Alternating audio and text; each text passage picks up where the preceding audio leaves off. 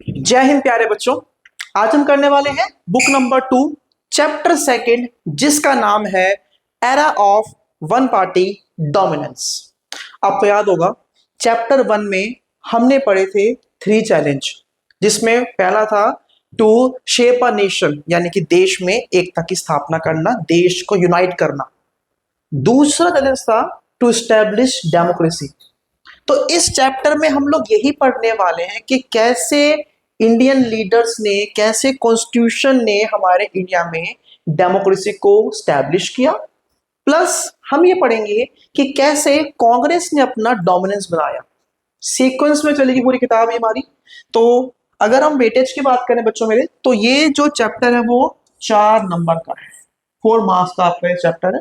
तो जो आपके एग्जाम्स आने वाले हैं, यहाँ से 4 नंबर का एक सवाल बन सकता है, या 2 नंबर का, या 1 नंबर का। मतलब यार, जो बंदा ढंग से एनसीईआरटी पढ़ेगा उसके लिए मैटर नहीं करता ये चैप्टर 4 नंबर का या 40 नंबर का। आपको हर चीज पढ़नी है और मैं आपको हर चीज पढ़ाऊंगा बारीकी से, ठीक है। सो स्टार्ट करते हैं। Challenge to democracy. पहला चैलेंज था देश को एक करना, देश एक कर दिया, प्रिंसली स्टेट्स जोड़ दिए। दूसरा चैलेंज क्या था? To establish democracy, democracy establish करना। क्या था बेटा? ये बच्चों हमारे लिए एक बहुत बड़ा क्या था, आपका चैलेंज था।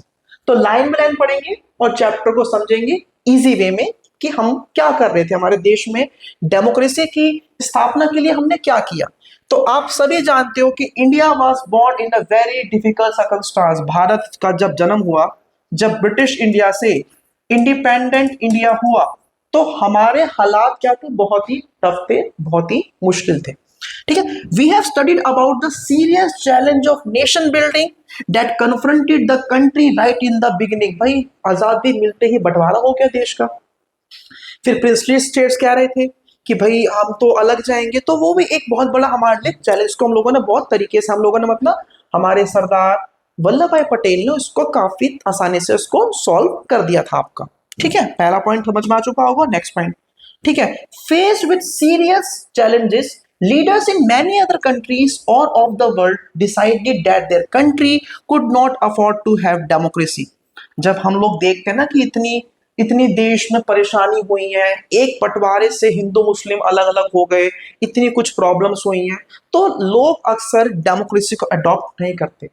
अलग अलग कंट्रीज के लीडर्स ऐसी चुनौतियों को देख के, ऐसी प्रॉब्लम्स को देख के पीछे हट जाते हैं, ठीक है। ये पॉइंट ये कह रहा है, ठीक है। नेक्स्ट पॉइंट पे आ जाओ। They said that national unity was their first priority and that democracy will introduce differences and conflicts। लोग कह रहे हैं कि भाई जिस देश में बंटवारा हो गया वहां तो मुश्किल है, साथ ही साथ भाई जिस देश में इतने सारे डिफरेंसेस हैं, जिस देश में भाषा को लेकर कॉन्फ्लिक्ट चल रहा है, प्रॉब्लम चल रही है, उस देश में डेमोक्रेसी को इंट्रोड्यूस करना बहुत क्या था, बहुत मुश्किल था। तो ये आपका इंट्रोडक्शन है, जो स्टार्टिंग के लीडर्स अपनी अपनी बात कह रहे हैं किसके बारे में, रिगार्डिंग डेमोक्रेसी। इसीलिए इसीलिए therefore many of the countries that gain freedom from colonialism experience non democratic rule। इसी डर के मारे, पता होगा ना आपको कि कभी कभार इंसान सिर्फ डर से कि ऐसा होता है, बहुत से लोग ये काम नहीं करते। भाई यूपीएससी, बहुत से बच्चे सोचते हैं कि यूपीएससी का एग्जाम देंगे, लेकिन डर के मारे कि यार अगर क्रैक नहीं हुआ तो लोग सिर्फ नेगेटिव साइड देखते हैं।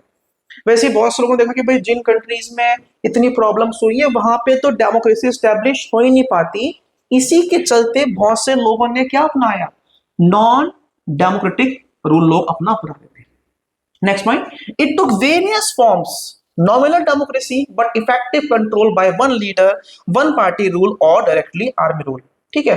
किसी भी कंट्री ने इतनी सारी प्रॉब्लम्स के बाद, इतनी सारी दिक्कतों के बाद कभी भी फुल डेमोक्रेसी को अडॉप्ट किया ही नहीं। या तो आर्मी आ गई, या मोनार्क आ गया, या कोई सिंगल पार्टी वहां पे आपका रूल कर रही थी आपके। ये जस्ट बिगिनिंग है चैप्टर की, यहां से सवाल बनना थोड़ा मुश्किल है, बट पढ़ना पड़ेगा सारा। मैंने कहा ना, जिसको अच्छे मार्क्स स्कोर करने, एक एक लाइन पढ़नी पड़ेगी भाई एनसीईआरटी की आपको। Next point, non democratic regimes always started with the promise of restoring democracy very soon. जब कहते हैं ना वादे होते हैं, जुमले होते हैं, प्रॉमिस होते हैं कि भैया अभी ऐसा है, अभी देश का माहौल खराब है, अभी मैं राज कर लेता हूं, जब सब ठीक हो जाएगा तो हम लोग डेमोक्रेसी लेकर आ जाएंगे, ऐसा अक्सर बहुत से लीडर्स बोलते हैं वर्ल्ड की। But once they established themselves it was very difficult to dislodge them. एक बार राजा अपनी गद्दी पे आ गया, एक बार मोनार्क आ गया, आर्मी आ गई, तो डेमोक्रेसी नहीं आती है, कभी नहीं आती है। ये रिकॉर्ड है, ये एक्सपीरियंस बोल रहा है आपका। ये नेक्स्ट पॉइंट पे आते हैं। The conditions in India were not very different. अब ये सब जो एक्सपीरियंस हम लोग देख रहे थे, ये सब जो प्रॉब्लम्स हम देख रहे थे, भारत का एक्सपीरियंस जो था वो इनसे अलग नहीं था।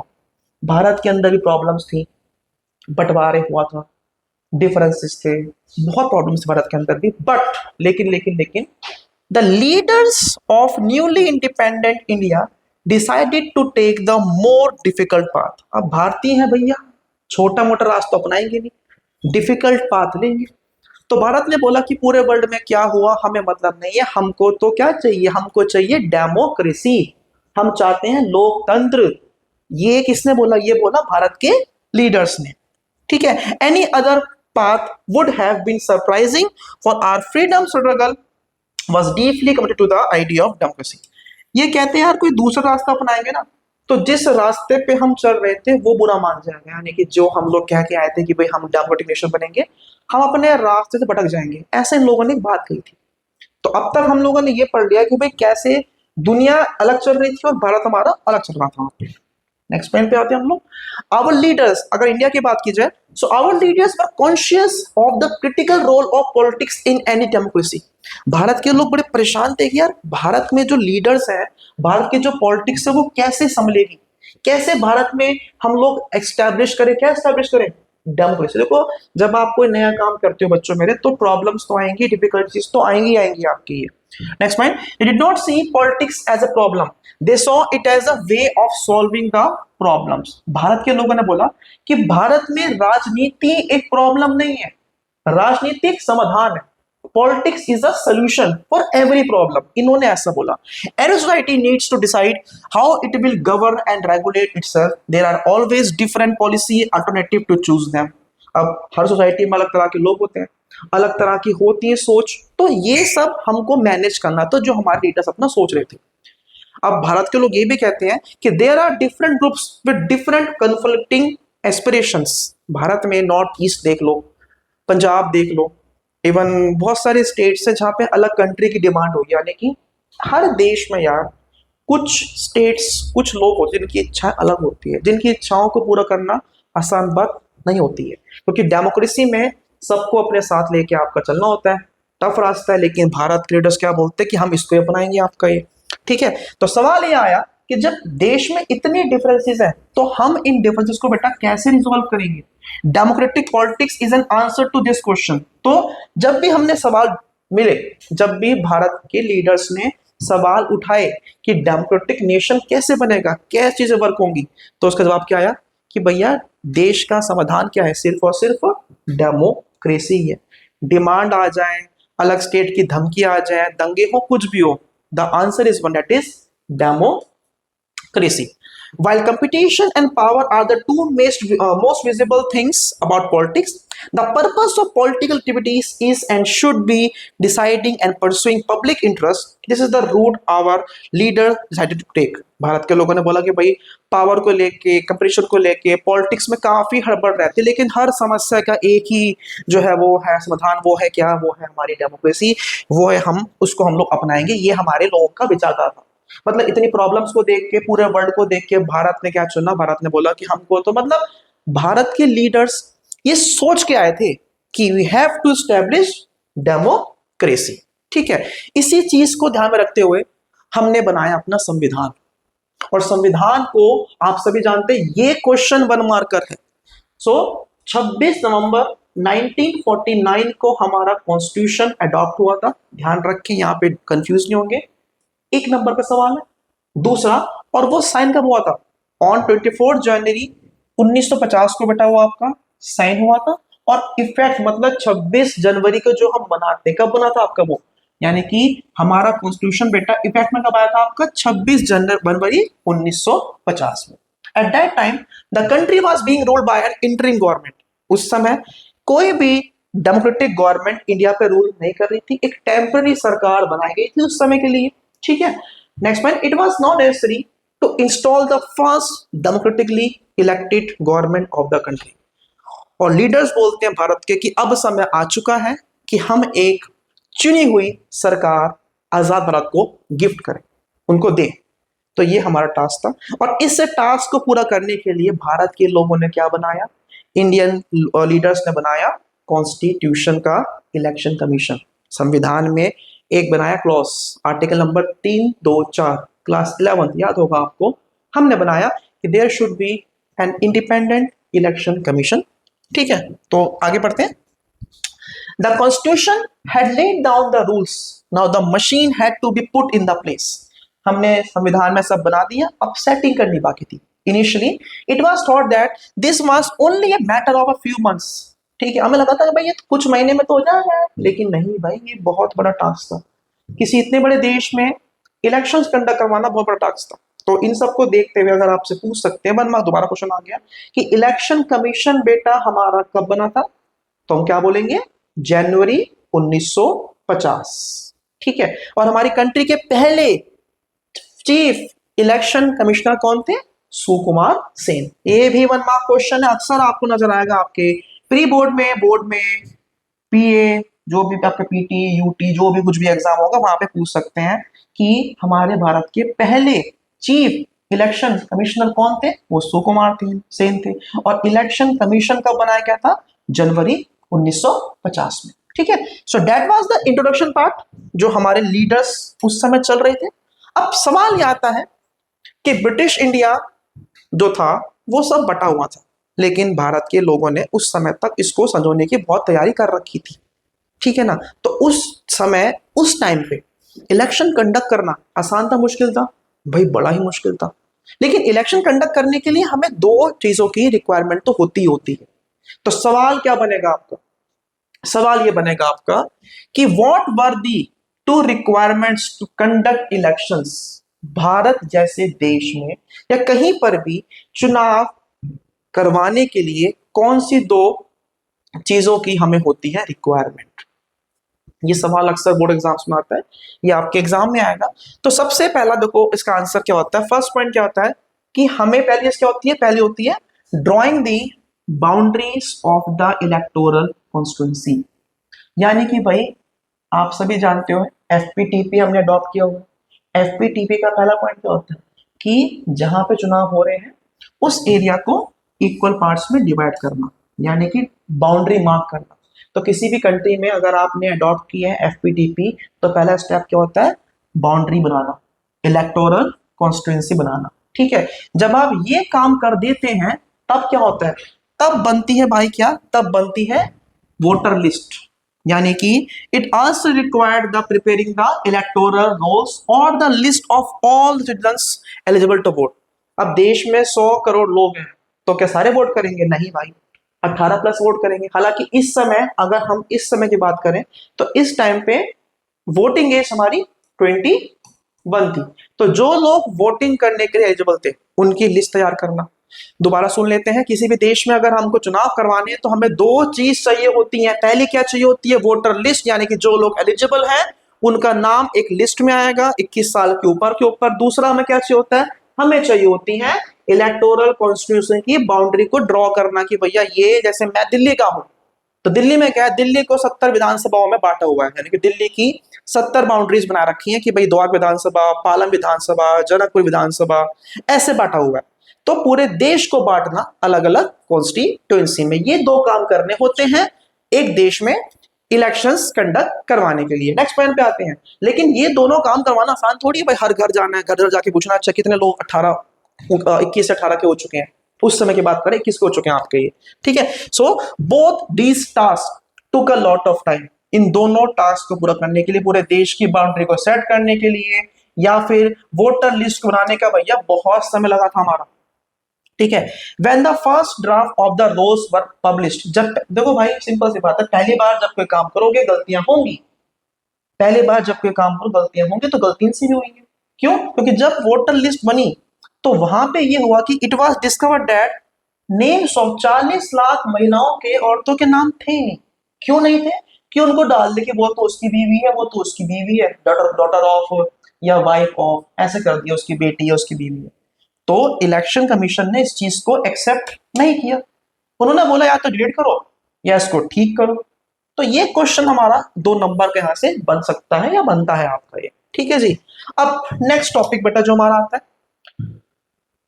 जब हम कोई सोच करते हैं, कुछ सोचते हैं, जब कोई गोल सेट करते हैं तो दुनिया हंसती है, परिवार के लोग हंसते हैं, क्या करेगा तेरे बस की बात नहीं है, लेकिन जब कर देते हैं तो वही हमारे यहाँ पे तालियां बजाते हैं, है ना मेरे भाई। तो समझो बात को, क्वेश्चन क्या आता है कि what were the problems occurred in first general elections 1952। पहली बार डेमोक्रेटिक भारत बनने जा रहा था, पहली बार चुनाव हुए तो क्या क्या प्रॉब्लम्स आई और किस तरह लोगों ने हमको ताने मारे। क्या मारे? ताने मारे। ठीक है जी। तो ये क्वेश्चन बनेगा आपका, ये भी 2 नंबर का बनेगा सवाल।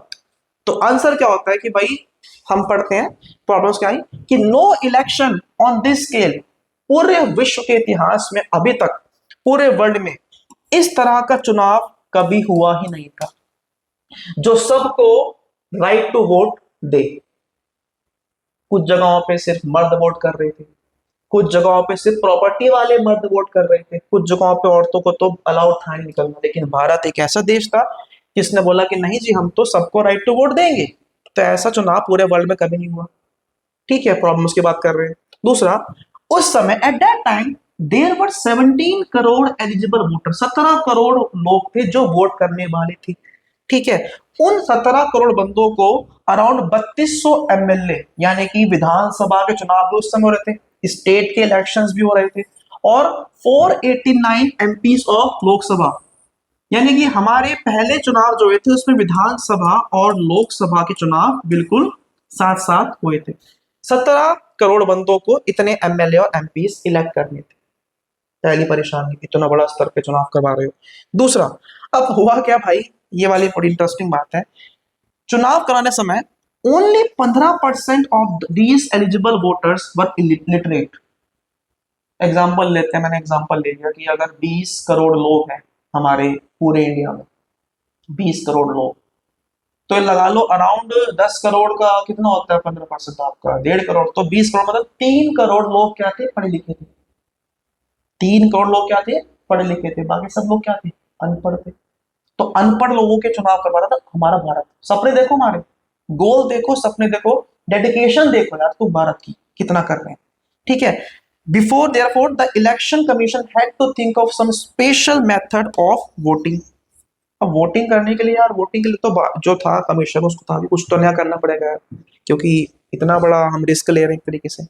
इलेक्शन कमीशन ने इलेक्शन कंडक्ट करवाने के लिए भी भाई 3 लाख ऑफिसर्स को ट्रेन किया था कि भैया इतने लोग हैं, अनपढ़ लोग आ रहे हैं एक तरीके से, 2 करोड़ लोग, एग्जाम्पल मोटा मोटा 2 करोड़ लोग ही हैं, 2.5 करोड़ लोग ही हैं जो अनपढ़ पढ़े लिखे हैं, बाकी सब क्या है? अनपढ़ है भाई।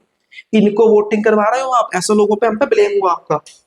Next point, the first general election was also the first big test of democracy in a poor and illiterate country.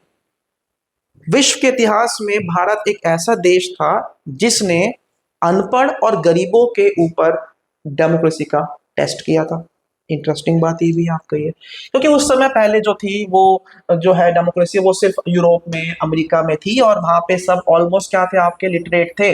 जो बच्चे क्लास 10th में होंगे, प्रिंट कल्चर पढ़ लेना, चैप्टर प्रिंट कल्चर बताया कि भाई यूरोप में 15, 16, 17 सेंचुरी में अब लोग लिटरेट होने लगे थे, तो उन्होंने बुक पढ़ना, नॉवेल्स पढ़ना शुरू कर दिया था। लेकिन भारत में तो 19th सेंचुरी तक लोग अनपढ़ ही रहे थे, ऐसा बोला गया है। ठीक है जी। By that time, many countries in Europe had not given voting rights to all women। मैंने कहा था पहले कि महिलाओं को वोट तो बहुत जगह नहीं मिले थे। In this context, भारत का जो ये एक्सपेरिमेंट था, सबको राइट टू वोट देना, ये बहुत ही बोल्ड और रिस्की था। बेटा क्या था आपका ये? बोल्ड और रिस्की। हमने तो बात वही ना, भारतीय तो भाई बड़ा ही पंगा लेंगे लेंगे। कुछ लोगों ने क्या बोला? कुछ लोगों ने बोला it is the biggest gamble in history. अच्छा, ये क्वेश्चन यहां से बन सकता है कि why the first election are known as first gamble in history. Bharat के प्रथम चुनावों को जुआ क्यों बोला? तो जुआ में क्या होता है हम नहीं जानते क्या निकलेगा, हम तो बस खेल रहे हैं आंख बंद करके, है ना। ड्रीम इलेवन पे लगा दिया आपने, सट्टा लगा दिया आपने 50 रुपए का, सबने देख लिया कि भाई अब तो बनेंगे करोड़पति, लेकिन वो जुआ है, लग भी सकता है नहीं भी लग सकता आपका। तो ये था, ये एक्सपेरिमेंट जो भारत के लोगों ने किया था, ये एक तरह का जुआ था। सफल हुआ तो बल्ले बल्ले, नहीं तो जी हम तो गरीब थे, हमने तो एक्सपेरिमेंट किया था। ये पार्ट थी आपका, ठीक है। बहुत से लोगों ने लिखा नेहरू के बारे में कि Nehru would live to confess the failure of universal adult franchise. जो नेहरू है उनको ये कन्फेस करना है पड़ेगा कि भाई भारत में डेमोक्रेसी स्टैब्लिश थी ही नहीं, हो ही नहीं पाई थी या होगी ही नहीं, ऐसा लोगों ने लिखा। नेक्स्ट पॉइंट पे, a British member of the Indian civil services claimed a future and more enlightened age will view this astonishment the absurd farce of recording the votes of millions of illiterate people। कुछ अंग्रेज कहते हैं कि भारत जब आगे बढ़ेगा तो लोग बोलेंगे कि भाई कैसे भारत ने अनपढ़ लोगों का इलेक्शन करवाया था और कैसे हमारे पहली डेमोक्रेसी इतनी खराब हुई थी। तो ये सब बकवास लोगों ने की थी भारत के बारे में, भारत के एक्सपेरिमेंट के बारे में, जिसका जवाब भारत ने मुंह तोड़ दिया था। तो ये पहला देखो जवाब क्या था वो पढ़ेंगे अभी। पहला क्वेश्चन दोबारा सुन लो कि भारत में पहला चुनाव हुआ उसमें प्रॉब्लम्स क्या आई थी, या भारत के फर्स्ट इलेक्शन को बिगेस्ट गैम्बल और हिस्ट्री क्यों बोला गया।